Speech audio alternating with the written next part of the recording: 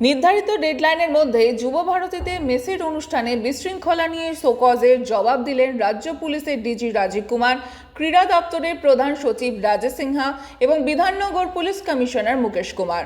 বিশৃঙ্খলার ঘটনায় মঙ্গলবারই 3 পদস্থ কর্তা ডিজি রাজীব কুমার, ক্রীড়া দপ্তরের প্রধান সচিব রাজেশ সিনহা এবং বিধাননগর পুলিশ কমিশনার মুকেশ কুমারকে শোকজের জবাবদিহি 24 ঘন্টার মধ্যে দেওয়ার নির্দেশ দিয়েছিল রাজ্য সরকারের গড়া অনুসন্ধান কমিটি।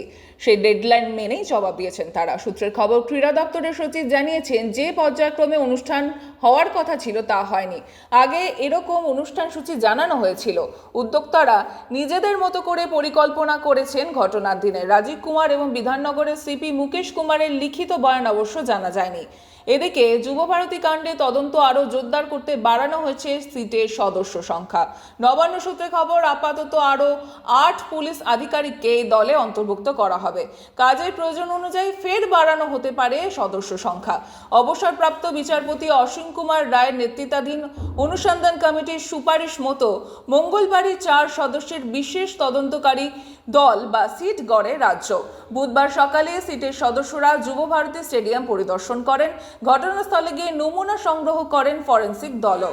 এদিকে ক্রীড়াঙ্গনে হাঙ্গামার ঘটনায় এখনো পর্যন্ত মোট 6 জনকে গ্রেপ্তার করেছে বিধাননগর দক্ষিণ থানার পুলিশ। মঙ্গলবার ধৃত রূপক মণ্ডলকে এদিন বিধাননগর মহকুমা আদালতে 6 দিনের জেল হেফাজতে নির্দেশ দেয়। পুলিশ সূত্রে খবর, যত সংখ্যক অতিথিরা মাঠে থাকার কথা ছিল তার চেয়ে কত বেশি লোক মাঠে ছিলেন, তাদের পরিচয় কি, কিভাবে তারা মাঠে প্রবেশ করলেন, তাদের কাছে পুলিশের নাকি আয়োজকদের কারো অনুমতি ছিল এবং একাধিক বিষয়ে সিটের সদস্যরা খোঁজ নিয়েছেন।